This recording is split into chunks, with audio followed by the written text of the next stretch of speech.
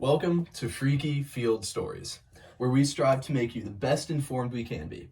Today, on Freaky Field Stories, we're going to be talking about the outbreak of a wildfire in the Castle Hayne area. And we're going to talk to the interesting locals who started this fire. Now to our field reporter, Ziggy, for more.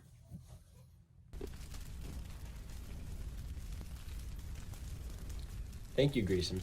I'm here today on the scene in Castle Hayne where this wildfire has spread tremendously since it broke out. It started as a controlled burn where locals were trying to burn away the underbrush to make way for new growth like trees and good plants. Usually this strategy works out pretty well, only if it's done correctly. It failed here because the locals, not the smartest of people, I'm starting to gather, used gasoline as their accelerant.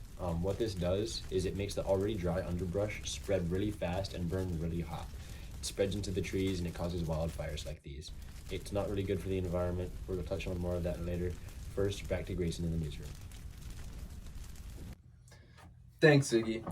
But those local rednecks should know better than to pour gasoline on an open flame.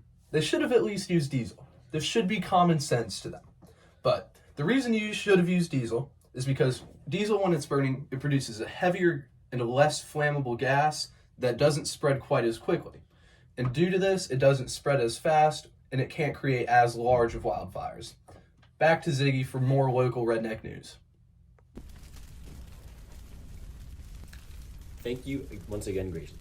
It's getting pretty hot up here, so I might have to cut this somewhat short. But wildfires, the big issue with them on a larger scale, goes from many things, from economical to ecological. So starting with the environmental impact that they can have, they can remove necessary wildlife and even keystone species from an environment. This means that a species that was once depended upon as food or depended on others as prey and kept populations in check is removed. It can be devastating for an ecosystem and absolutely ruin the chances of regrowing again. The burning of the brush also leaves behind a lot of ash, which makes the soil really dry and unfertilized, making it not suitable at all for plant life. And the ash that is burnt can also run off into rivers and streams, making the pH higher and making it really hard for fish to survive because they're used to a lower pH. I think looking more at the economy side of things, an article from the North Carolina Public Viewer, Wildfires, discusses the economic issues that could be caused by wildfires in the sense that it talks about the over 100,000 jobs held in North Carolina that tie to forestry work. That means that if a wildfire were to break out that's bad enough, over 100,000 people could lose their jobs. They depend on the forests. It also talks about the $31.4 billion of income that are added to our state's GDP alone per year by the forestry industry. So it's definitely something worth protecting and definitely something worth educating people about. Back to Grayson in the newsroom. Yet again, thank you, Zygmus. However, most of the time, these wildfires aren't caused by local, how should I put this? Uneducated folk. Most of the time, it starts from gusts of wind blowing embers or the burning of trash by trash and waste companies that is blown out of these landfills and stuff similar to that.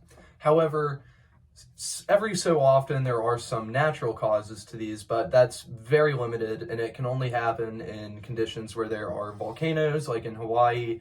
The eruption of a volcano can lead to mass wildfires just due to the fact that they can't be controlled, and that has been a very disastrous part of the volcanic nature of Hawaii for its residents.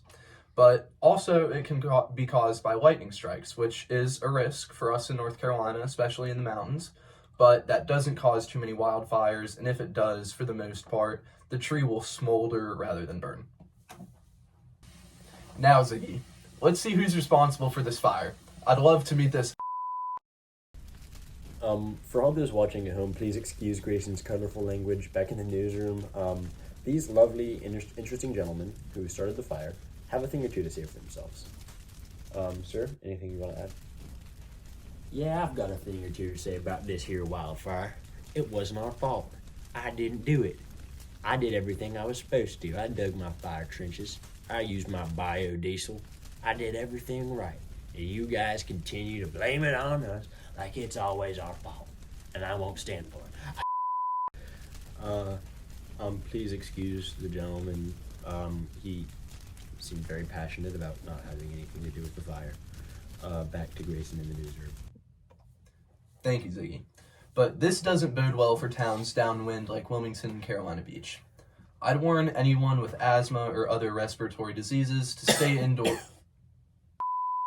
I'd recommend for them to stay indoors for the next few days until this fire is put out, because that can cause other respiratory diseases or possibly for them to have to be hospitalized or put on, what are the whatchamacallits, respirators? Yeah, those things. Yeah, that works. Or at least go out with face coverings like bandanas or shiesties. All right, thank you, Grayson. And I'm still here on scene today, but it looks like firefighters are already starting to arrive. I see helicopters, I see trucks, and I see large containers of water. And today, it looks like they're going to be using the water hose technique. Well, I'm glad they finally put something out. Hopefully these firefighting efforts will be fruitful. If not, we may have some major economical damage headed towards the towns like Wilmington and Carolina Beach. So say goodbye to all of your freshly farmed products, all of your freshly ground peanut butter and your locally grown chew. That's gone. Out the window. Just like that. This has been Zigma Swit and Grayson Trivet. Now turn that around. I need to do it the other way around. This has been Grayson Trivet and Zigma Swit with Freaky Field Stories. I hope this has been informational for you all, and that this tragic accident will hopefully be put to rest, and that this fire will be extinguished. I'll see you all next week with our next Freaky Field Story.